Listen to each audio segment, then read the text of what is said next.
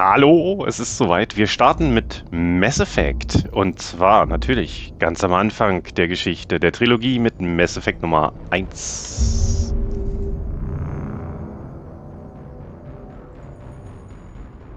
Was freue ich mich? Ich hatte eine Umfrage gemacht und die Umfrage war relativ klar. Ich soll einen eigenen Charakter stellen. Und zwar einen weiblichen Shepard. Also werden wir das auch tun?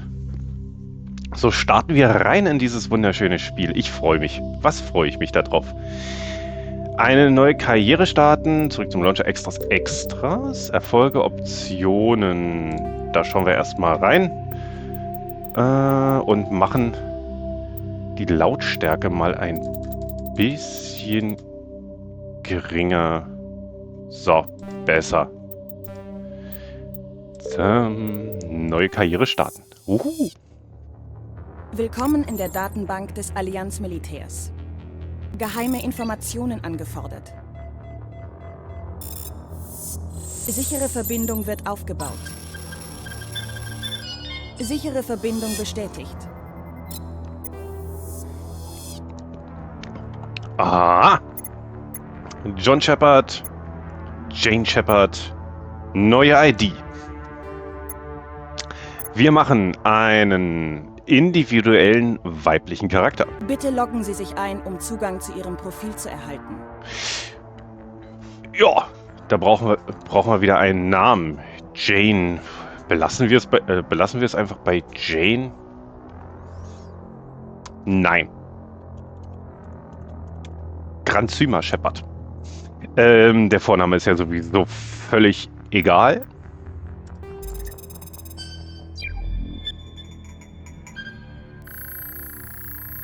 Und dann gucken wir mal. Achtung, fehlerhafte Dateien entdeckt. Bitte stellen Sie Ihr Profil wieder her. Ja, machen wir. Wir stellen unser Profil wieder her. Zeit vor dem Dienst bestätigen. So, was haben wir denn? Raumfahrer. Ihre beiden Eltern waren beim Allianz-Militär. Sie verbrachten ihre Kindheit an Bord von Schiffen und Stationen und verblieben dabei nie lange an einem Ort, der ihre Eltern häufig versetzt wurden. Im Alter von 18 Jahren traten sie in die Fußstapfen ihrer Eltern und verpflichteten sich fürs Militär. Ah, okay. Kolonist. Sie sind auf Mindor geboren und aufgewachsen, in einer kleinen Kolonie am Rand der Attika-Traverse. Als sie 16 Jahre alt waren, überfielen Sklavenjäger Mindor und töteten ihre Familie und Freunde. Sie wurden von einer Allianz-Patrouille gerettet. Ein paar Jahre später verpflichteten sie sich selbst zum Allianz-Militär. Ja. Von der Erde. Als Waise sind sie auf den Straßen der riesigen Erdmetropolen groß geworden. Sie konnten dem Leben im Umfeld der Kleinkriminalität und der Straßengangs entfliehen, indem sie sich mit 18 Jahren zum Allianz-Militär gemeldet haben. Was wollen wir denn da nehmen? Was wollen wir da nehmen? Ich glaube glatt...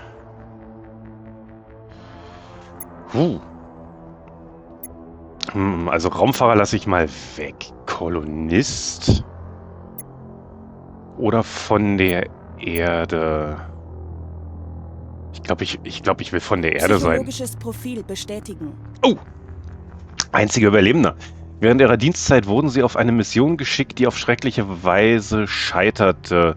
Sie befanden sich in einer extrem lebensbedrohlichen Situation und erlitten körperliche wie seelische Qualen, an denen die meisten Menschen zerbrochen werden. Aber sie überlebten, ertrugen alles, woran andere zerbrachen. Und jetzt sind nur noch sie übrig, um davon zu erzählen.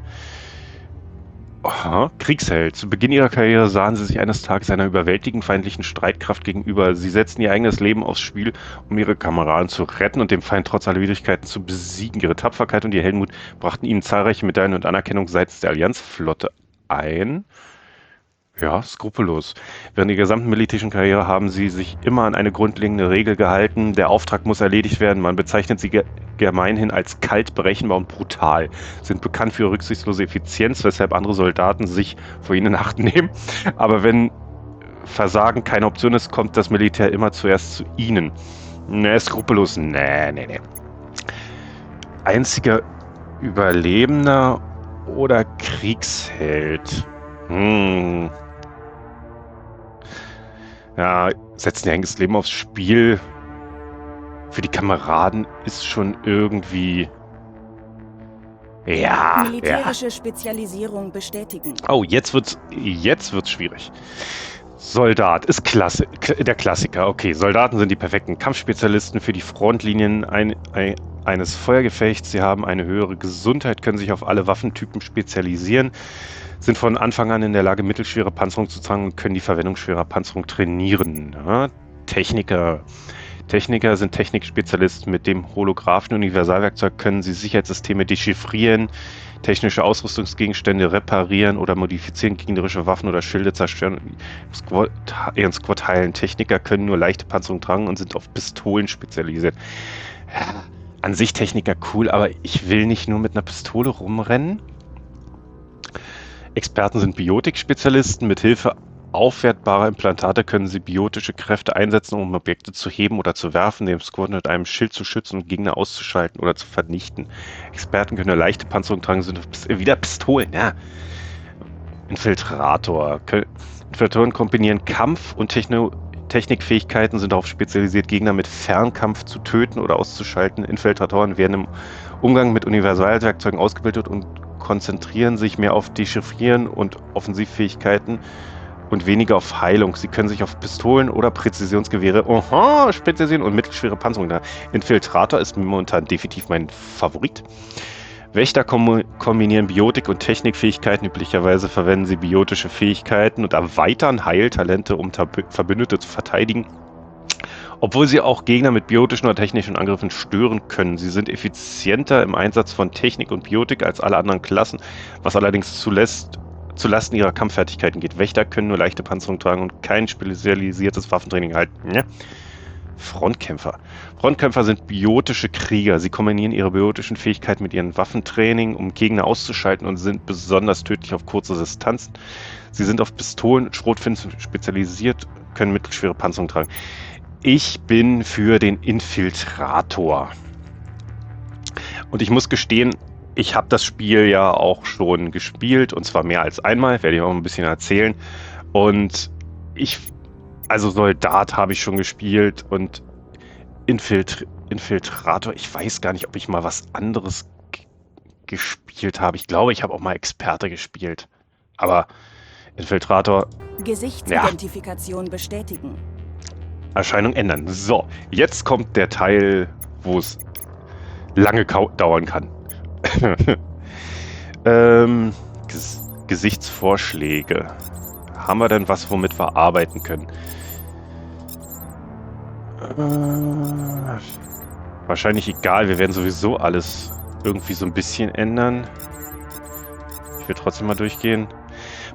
Blonde Haare, ja. Blonde Haare sind so eine Sache, weil naturblonde Menschen gibt es ja eigentlich fast gar nicht mehr in dieser Welt. Starten wir mal mit dir. Gesichtsstruktur, was haben wir denn da Feines? Zack, zack, zack. Oh. Schwierig. Ich glaube, das mittlere... Wir nehmen das mittlere. Hautfarbe. Fangen wir mal ganz hier an. Ja, wird nach und nach heller, ist klar, bis hin zu Kreidebleich. Kreidebleich nicht. Zack, zack, zack. Das ist mir zu hell. So oder so. Nehmen wir mal das. Und der Hauttyp.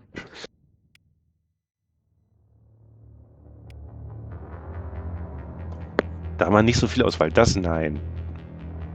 Vielleicht. Nehmen wir den. Ah, ein Code. Da hätte ich ja natürlich vorher im Internet mal ein bisschen suchen können, ob es da was Cooles gibt. Aber wir machen mal selber einen Nackenumfang.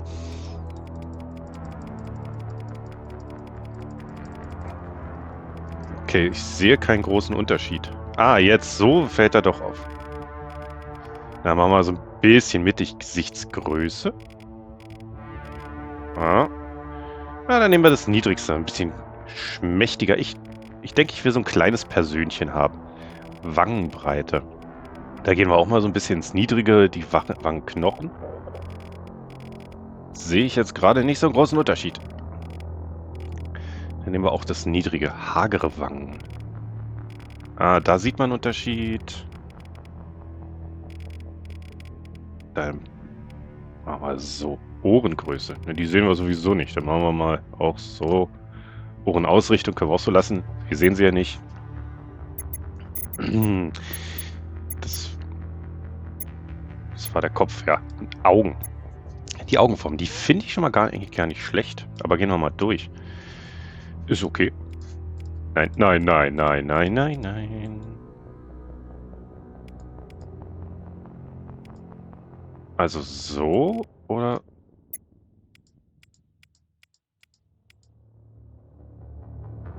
Ah, ich glaube, ich nehme das. Ich nehme das. Ein bisschen größer, Augenhöhe.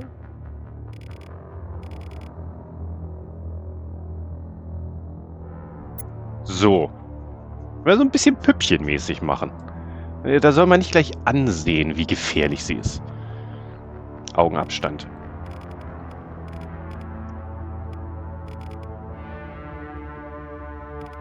Dann machen wir so. Augentiefe. Dann machen wir Mittelwert. Brauentiefe. Da sehe ich jetzt keinen Unterschied wirklich. Nehmen wir Mittelwert. Braunhöhe. Passt so. Die Irisfarbe. Ach, okay.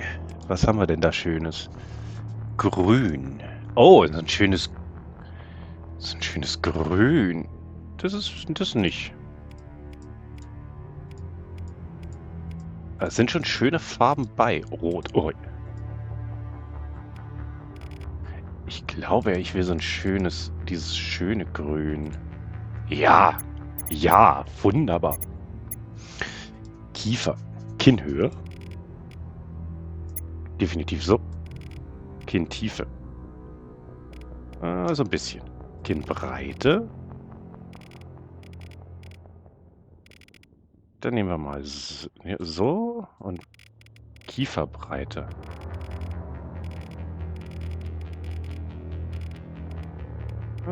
So ist gut. Der Mund. Aussehen vom Mund. Aha.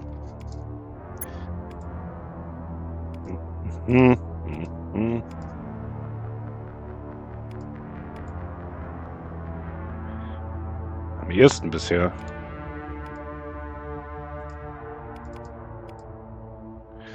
Ja, nehmen wir so. Lippengröße. Voll der Schmollmund. Also so nicht. Ich würde sagen, ja, machen wir ein bisschen größer. So, Mundhöhe. Ist so gut. Haare. Ach, vielleicht müssen wir doch beim Kiefer nochmal... Drehe ich nochmal. Ich will mit der Kieferbreite nochmal gucken. Ich glaube, wir müssen ein bisschen mehr... So ist besser. So ist besser. Mund hatten wir. Nase.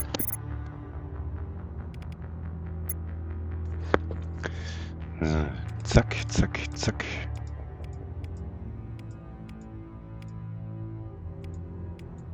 Okay, die haben wir zur Auswahl.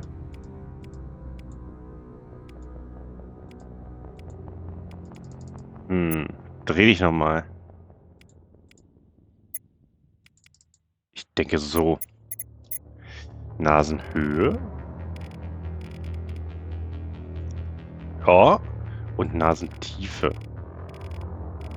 Ich sehe keinen Unterschied. Ah. Na, dann nehmen wir auch mal so ein bisschen Mittelwert. Dann die Haare sind als nächstes dran. Die Haarfarbe. Dann gucken wir mal, was haben wir denn?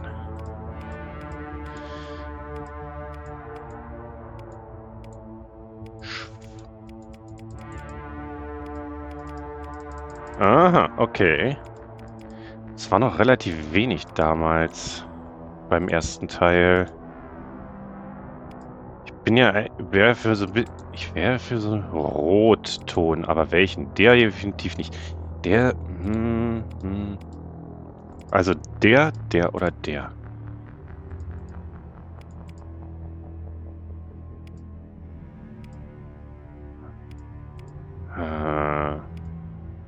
Ich denke, ich nehme den hier. So ein bisschen dunkleres Rot, ja. Jetzt die Frisur. Ach du meine Güte.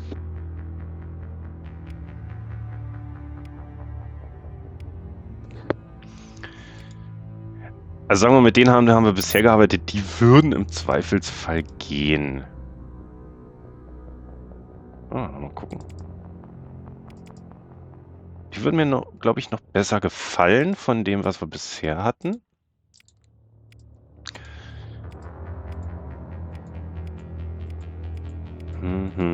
Ja, okay, das war's. Das, ne. Ich glaube, dann werde ich das hier nehmen. Augenbrauen. Keine. Die wären okay. Merken wir uns. Die auch. Sind viele brauchbar. Sind viele brauchbar an sich. Ich denke, ich nehme die. Und die Augenbrauenfarbe, die sollte... Will ich denn auch passend haben? Bist du jetzt die Richtige? Das ist die. Das wäre die passende. Dann nehmen wir die auch. Narben. Wollen wir eine Narbe?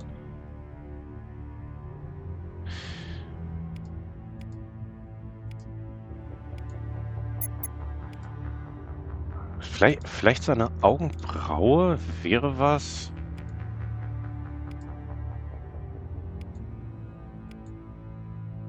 Die Narbe, weil ich meinen Trupp gerettet habe, ist was übrig geblieben. Ach wohl, die oder die?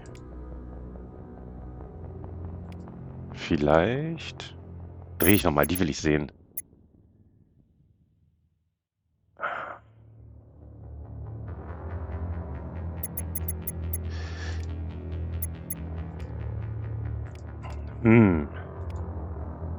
Schwierig.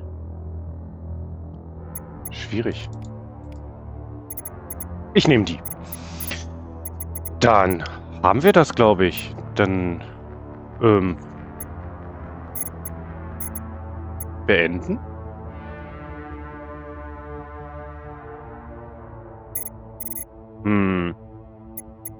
Ach so. Ich kann ihn umdrehen, den Charakter. Ich Held. Da würde ich doch mal bei der Nase gucken. Nasentiefe, denn... Nochmal durchgehen.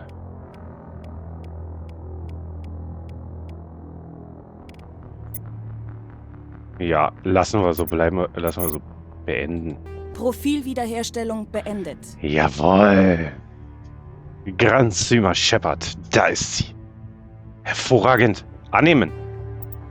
Bestätigen. Identifikation bestätigt. Kampfschwierigkeit. Leicht, normal. Wir machen normal. Automatische Stufenanalytik. Nein, Stufenskalierung. Aha.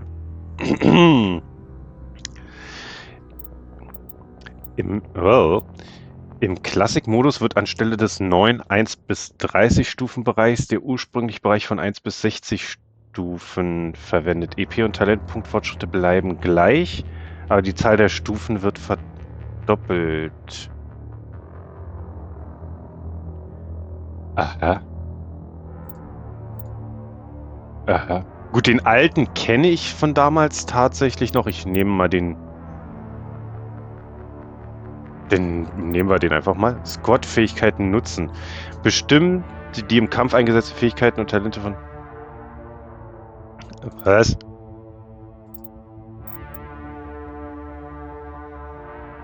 Alle, sie sollen alles nutzen. So, Untertitel machen wir ein. Dann kann man nämlich immer mitlesen. Autospeichern, definitiv. Und Tutorials aktivieren. Wollen wir Tutorials haben? Nein. Es ist so lange her, aber... Nein! Ich brauche keine Tutorials. Meine Güte.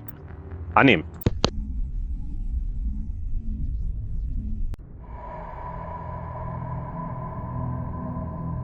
Was wissen wir über Shepard?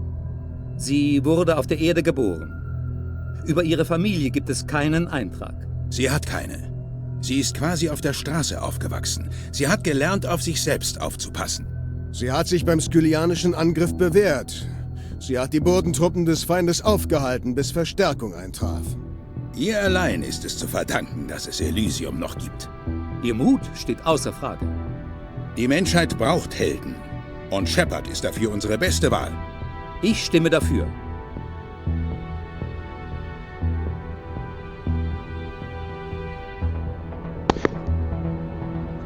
Ja, 2048 entdeckten Forscher auf dem Mars Überreste einer alten, raumfahrenden Zivilisation. In den darauffolgenden Jahrzehnten konnten mit Hilfe dieser Artefakte neue Technologien entwickelt werden, die Reise selbst zu den entferntesten Sternen ermöglichten. Den Rest konnte ich nicht mehr lesen.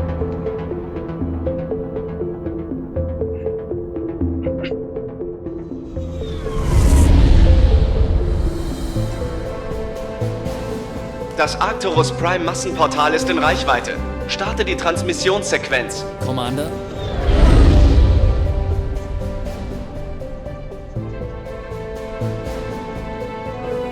Verbunden.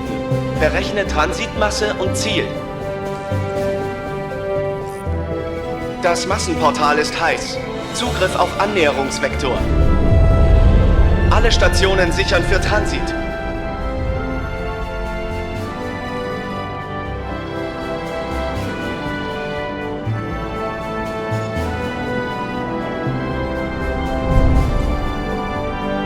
Grünes Licht. Annäherung eingeleitet.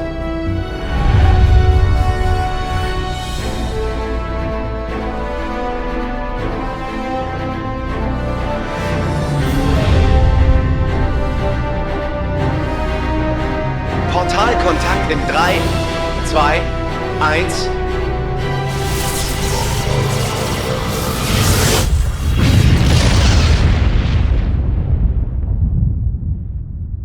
Schubwerke, check. Navigationssystem, check. Interner Emissionsspeicher aktiviert. Alle Systeme online. Abweichung etwas weniger als 1500 Kilometer. 1500 ist in Ordnung.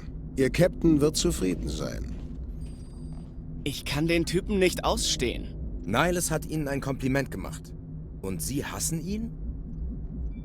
Ich habe uns gerade einen Sprung über die halbe Galaxie machen lassen und dabei ein Ziel von der Größe eines Knopfes getroffen. Das ist nicht nur in Ordnung, sondern verdammt brillant. Außerdem bedeuten Spectres immer Ärger. Ich will ihn nicht an Bord haben. Nennen wir es Paranoia. Das ist Paranoia. Der Rat hat bei der Finanzierung dieses Projekts geholfen. Es ist Ihr gutes Recht, jemanden abzustellen, der Ihre Investition beurteilt. Das ist die offizielle Version. Aber nur Idioten glauben offizielle Versionen. Ganz meiner Meinung. Sie übertreiben. Schluss damit. Ja, ganz meiner Meinung. Sie schicken keine Spectres auf Testflüge. Da steckt mehr dahinter, als der Captain uns wissen lässt. Joker, Statusbericht. Sind gerade am Massenportal vorbei, Captain. Die Tarnsysteme sind aktiviert. Alles in Ordnung. Gut. Dann finden Sie eine Kommbarke und locken uns ins Netzwerk ein. Ich will, dass die Missionsberichte an die Allianz übermittelt werden, bevor wir Eden Prime erreichen. Jawohl, Captain. Nur zur Info, Sir. Niles scheint Sie heimsuchen zu wollen. Er ist schon hier, Lieutenant. Commander Shepard soll zu einem Briefing in den Kommunikationsraum kommen. Richten Sie das aus, jetzt. Alles klar, Commander? Ich bin unterwegs. Schon mal bemerkt, dass der Captain immer genervt wirkt? Nur wenn er mit Ihnen spricht, Joker. So, sehr schön. Aber ich will noch mal was machen. Nämlich, wir gehen noch mal die Optionen. Gameplay. Ich will den Untertitel, glaube ich, doch ausschalten. Ich denke, den brauchen wir nicht. Ansonsten schalte ich ihn irgendwann wieder ein. So. Ach du meine Güte. Joker sprechen. Der Captain wartet im Kommunikationsraum auf Sie, Commander. Jawohl. Vielleicht sollten Sie den Captain lieber nicht warten lassen, Commander. Ich wollte die Waffe nicht, ein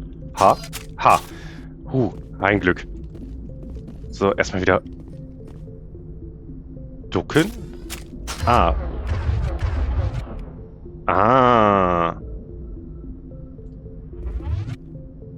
Okay. Aber konnte ich nicht auch springen? Müssen wir mal reingucken hier erstmal. Steuerung. Mausempfindlichkeit, die ist in Ordnung. Kamerasteuerung, ja. Kameraempfindlichkeit, okay. Schießkonfiguration. Ja, das ist ja alles in Ordnung. Aber die anderen Tasten? Wo sind die anderen Tasten hin? Tastenzuordnung, da. Vorwärts, W, rückwärts, WASD ist klar. Gehen, dass man langsam läuft. Oh ja. Ducken, ja, die hatte ich eben schon. Benutzen und sprinten, Leertaste, Karte M, Ausrüstung, I-Gruppe, U. Ach du meine Güte, das kann ich mir nie alles merken. F5 und F9, Schießen, Zielen, klar. Zoom ändern, Nahkampf. Erste Hilfe, das wird noch relevant werden. Letzte Waffe, taktisches hat linke Umschalttaste. Ja, hatte ich auch eben. Zu Scharfschützengewehr wechseln, F4. Okay, ja, okay. Schießen, Kanone abfeuern. Ja, da müssen wir uns erstmal einfinden. Der hat, genau.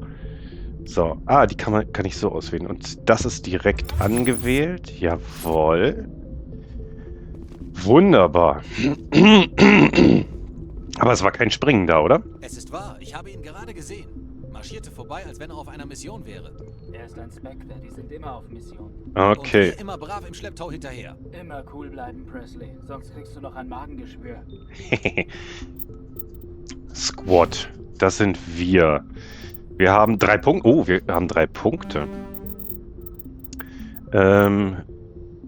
Infiltrator. Reduziert Hitzeentwicklung bei Pistolen, erhält Schaden. Oh, das ist cool. Ich werde definitiv erstmal hier auf Punkte hier reinballern, weil ich sämtliche Dialogoptionen haben will. Helm? Oh, okay.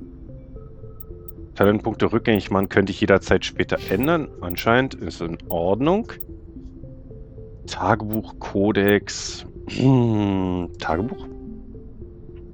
Ah ja, Missionen, Aufträge. Das sind sozusagen die unnötigen. Und das sind die wichtigen. Ich werde, denke ich, nicht alle machen, in Teil 1 zumindest nicht, weil in Teil 1 gibt es ein paar Missionen, die sind echt nervig. Aber wir werden sehen. Achso, sprechen Sie mit dem Captain. Ja. So, hatten wir Ausrüstung. Lancer 1, Haneke da. Noch ohne Modifikation und alles. Ja. Und wir haben den Kodex. Dann schauen wir hier mal kurz rein. Primär. Vor etwa 1200 Jahren wurden die Turianer eingeladen, dem Zitadellrat beizutreten und eine Rolle als galaktische Ordnungsmacht zu bekleiden. Die Turianer verfügen über die größte Flotte im Zitadell-Sektor und stellen die zahlenmäßig größte Streitmacht innerhalb des Zitadell-Militärs. Als ihr Lebensraum und Einfluss größer wurden, entschieden die Turianer, sich mit den Salarianern in militärischer und mit den Asari in diplomatischer Hinsicht auszutauschen. Trotz ihrer weltraumgreifenden Siedlungspolitik kam die Führungsschicht der Turianer zur Einsicht, dass sie bei einer Auslöschung der beiden anderen Völker mehr verlieren als gewinnen würden. In der autokratischen Gesellschaft der Turianer gilt die Disziplin als hohe Tugend. Zudem zeichnen sie sich durch ein hohes Maß an individuellem und gesellschaftlichem Stolz aus. Seit dem Krieg des ersten Kontakts von 2157 gibt es immer wieder Spannungen zwischen Menschen und Turianern. Die Turianer nennen diesen geschichtlichen Abschnitt den Portal 314-Vorfall. Offiziell gelten die beiden Völker aber zurzeit als Verbündete und pflegen konfliktfreie, wenn auch zum Teil etwas unterkühlte diplomatische Beziehungen. Ja. Wer mehr über so eine Sachen wissen will, erzähle ich an anderen Stellen noch. Es gibt sehr schöne Bücher, auch zu der Mass Effect Welt, wo da auch mit auch drauf eingegangen wird, wo man unheimlich viel erfährt. Erzähle ich noch so ein bisschen zu, aber das erstmal dazu würde ich sagen, oh, ein Fotomodus gibt's. Den müssen wir uns dann auch noch angucken. Aber ich weiß noch nicht, wie lange ich diese Folgen hier jeweils machen werde.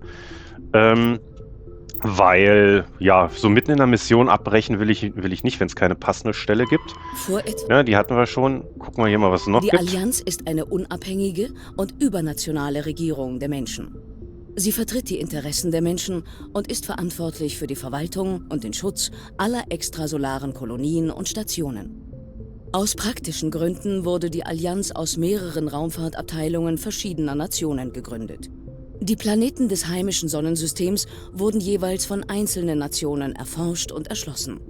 Die Kosten für die Kolonialisierung ganzer neuer Sonnensysteme können nicht von einer Nation allein getragen werden. Da die Menschen von der Existenz Außerirdischer überzeugt waren, gab es einen deutlichen politischen Willen, einen solchen internationalen Bund einzugehen. Allerdings genoss die Allianz vor dem Krieg des ersten Kontakts nicht den größten Respekt. Während die nationalen Regierungen noch darum stritten, wer die Aufgabe der Befreiung Shang-Chis übernehmen sollte, startete die Allianz ihren entschlossenen Angriff. Die öffentliche Anerkennung der Leistung der Allianz führte schließlich zur Gründung eines eigenen Parlaments und dem Mandat, die gesamte Menschheit zu vertreten. Aha, alles als gelesen. Was haben... Aha. Sekundär haben wir nichts. Ich dachte, da war auch was. Nochmal kurz reingehen. Doch. Persönliche Geschichte, ja, das wissen wir. Zeitlicher Ablauf, die Geschichte, die müssen wir, glaube ich, jetzt hier so nicht durchgehen. Das ist ein bisschen viel lesen, aber immerhin. Ja. Sehr schön. Dann guck mal den Fotomodus jetzt nochmal kurz rein.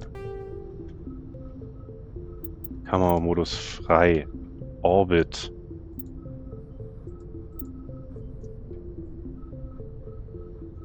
Aha. Neigung. Brennweite. Ah. Das ist cool.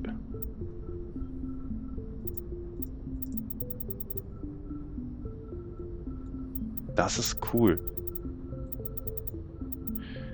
Blendzahl. Ach du meine Güte. Sättigung, Kontrast, Filter.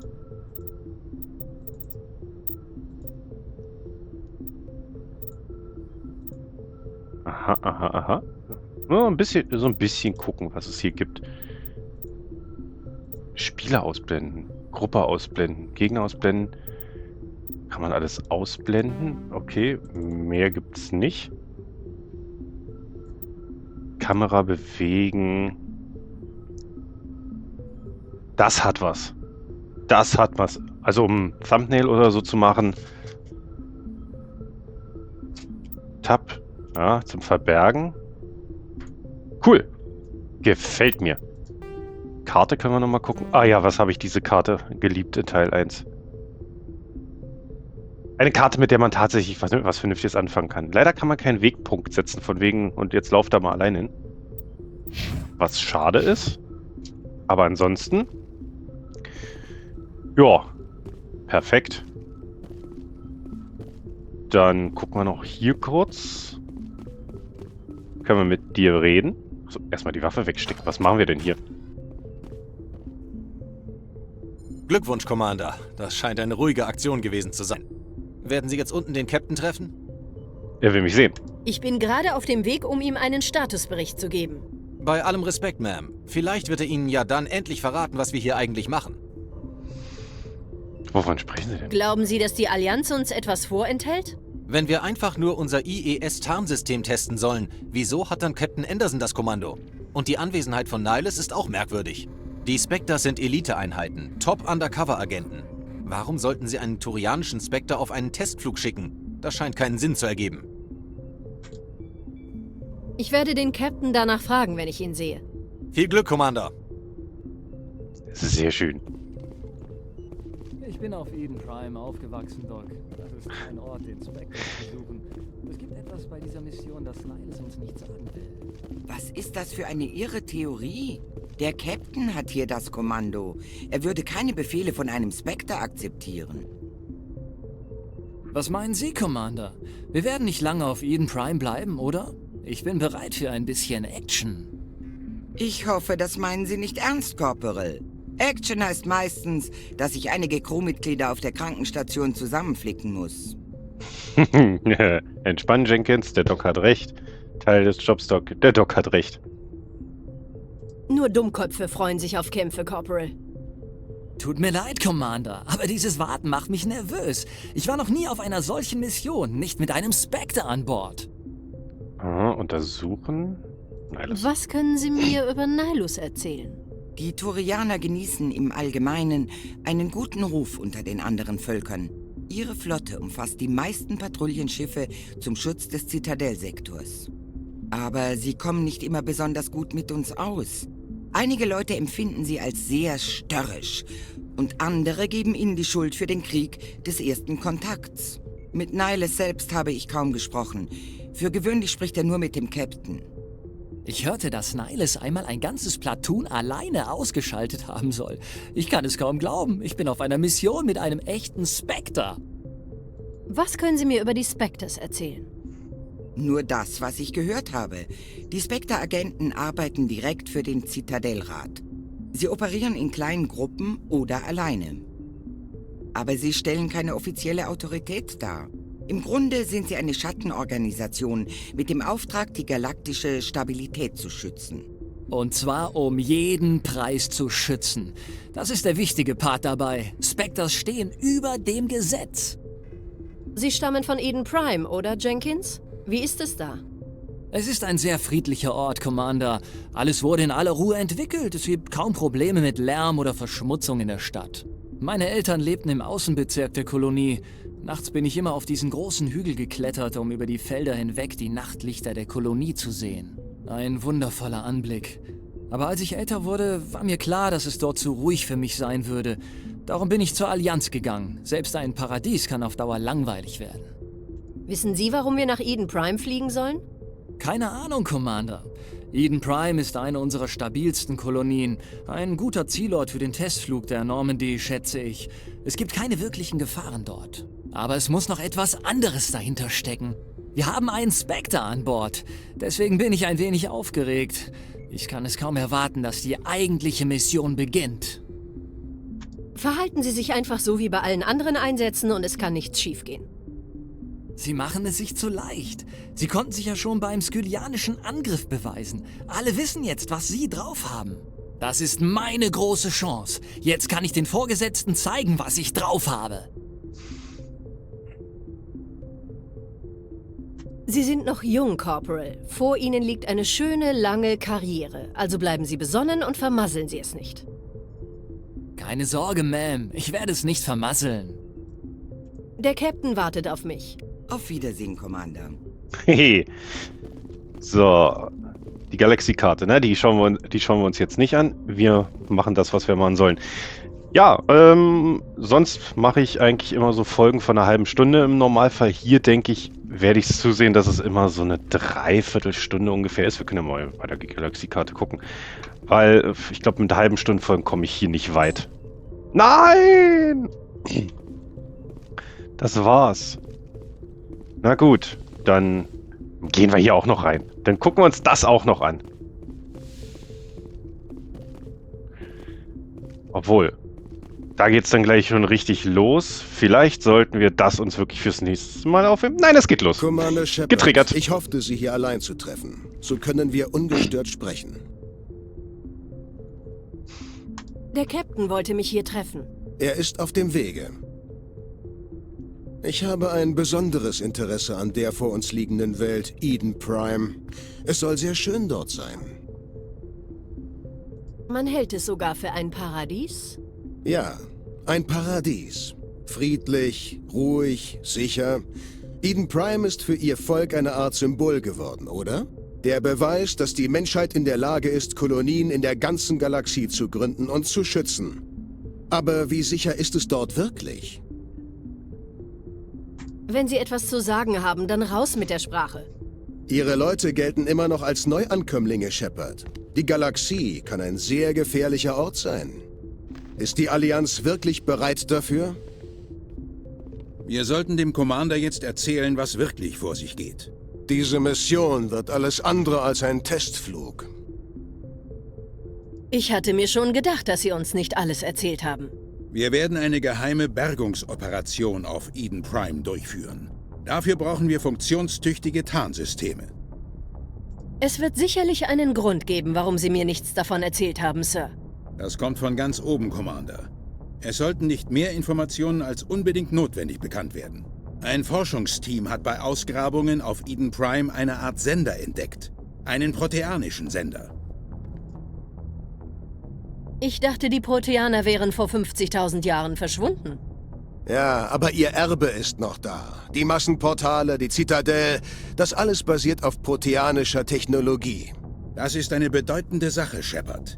Das letzte Mal, als die Menschheit etwas Ähnliches entdeckte, machte die Technologie einen Entwicklungssprung von 200 Jahren. Auf Eden Prime gibt es keine Möglichkeit, mit so einer Sache fertig zu werden. Der Sender muss für weitere Untersuchungen zur Zitadelle gebracht werden. Hier geht es offensichtlich um mehr als die Interessen der Menschen, Commander. Diese Entdeckung könnte alle Völker im Ratssektor betreffen. Warum haben wir den Fund des Senders nicht für uns behalten? Die Menschen haben nicht den besten Ruf. Einige Völker halten sie für selbstsüchtig und unberechenbar und zu eigenständig oder sogar gefährlich. Indem wir den Sender zur Verfügung stellen, verbessern wir die Beziehungen zum Rat. Außerdem brauchen wir ihr technisches Wissen. Sie wissen einfach mehr über die Proteaner als wir. Der Sender ist nicht der einzige Grund, warum ich hier bin, Shepard. Niles möchte Sie im Einsatz beobachten, Commander. Er soll Sie beurteilen. Was ist hier los, Captain? Die Allianz ist schon eine ganze Weile damit beschäftigt. Die Menschen wollen eine größere Rolle in der interstellaren Politik spielen. Wir wollen mehr Macht im Zitadellrat. Die Spectres repräsentieren die Macht und Autorität des Rates. Wenn sie einen Menschen aufnehmen, sagt das viel über den Fortschritt der Allianz aus. Sie haben eine ganze Angriffswelle während des Skylianischen Angriffs aufgehalten. Sie haben nicht nur Courage, sondern auch ihre Fähigkeiten bewiesen. Darum habe ich sie in die Kandidatenliste für die Spectres eingetragen. Warum sollte ein Turianer wollen, dass ein Mensch zum Spectre ernannt wird? Nicht alle Turianer haben Ressentiments gegenüber den Menschen. Einige von uns sehen sogar das Potenzial ihres Volkes. Wir sehen, was sie der Galaxie bieten können und den Spectres. Wir sind eine Elitetruppe. Es gibt nicht viele, die ausreichend Fähigkeiten für unsere Ansprüche haben. Es ist mir egal, dass Sie ein Mensch sind, Shepard. Was zählt, ist, dass Sie für den Job qualifiziert sind. Es wäre eine gute Sache für die Allianz. Es ist eine Chance für die Erde, Shepard. Wir verlassen uns auf Sie. Ich muss mir ein eigenes Bild Ihrer Fähigkeiten machen, Commander. Eden Prime wird die erste Station einer Reihe von Missionen sein.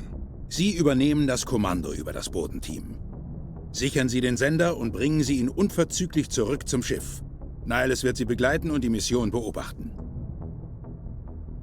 Was können Sie mir über die Proteaner sagen? Nur das, was Sie an der Akademie gelehrt haben. Sie waren ein technologisch fortgeschrittenes Kulturvolk, das vor 50.000 Jahren die Galaxie beherrscht hat. Und dann sind sie verschwunden. Der Grund dafür ist nicht bekannt, aber es gibt unzählige Theorien darüber. Und die Fachleute sind sich einig, dass es ohne sie keine galaktische Zivilisation geben würde.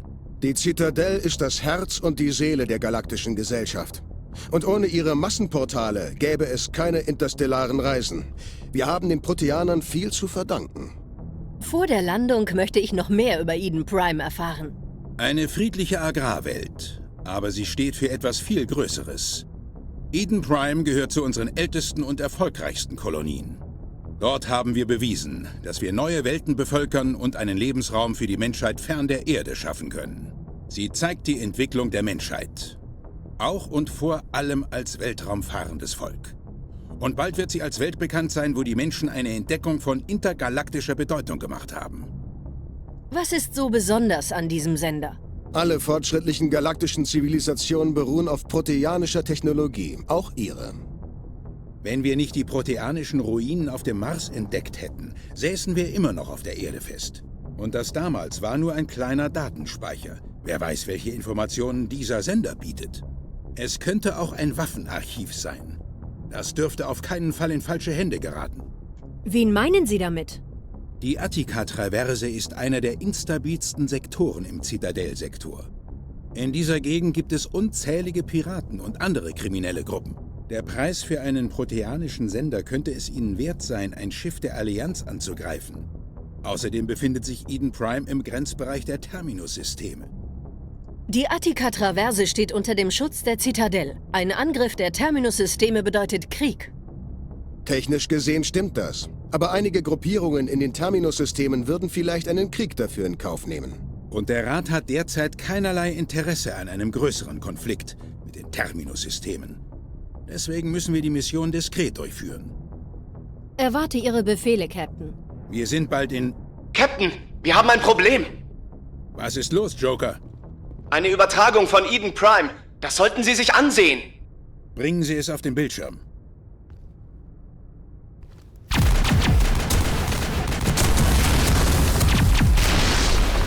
Runter jetzt!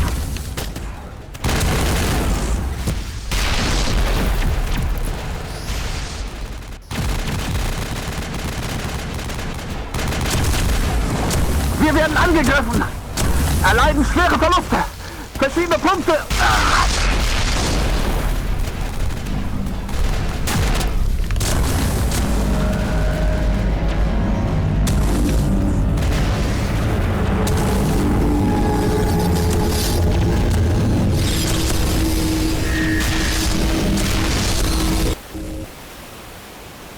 Danach bricht es ab. Keine Kommunikation mehr. Nichts.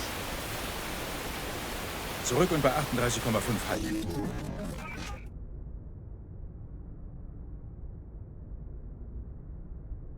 Statusbericht.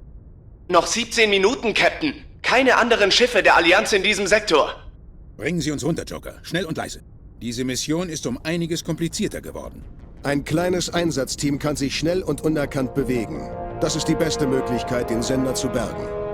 Holen Sie Ihre Ausrüstung. Wir treffen uns im Frachtraum. Lassen Sie Alenko und Jenkins sich fertig machen, Commander. Sie gehen runter.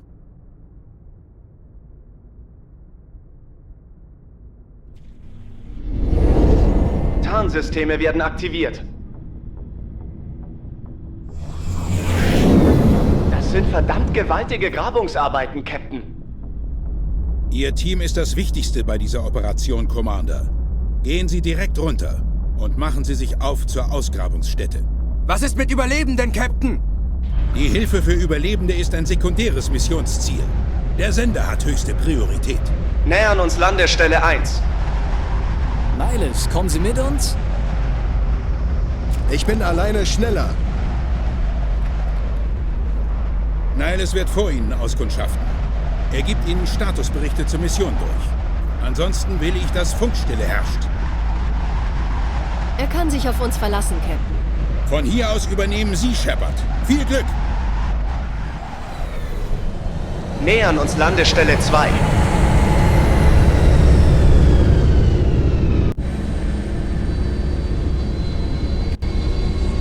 Der Bereich um das Schiff ist sicher, Commander. Jawohl! So, und da haben wir es schon.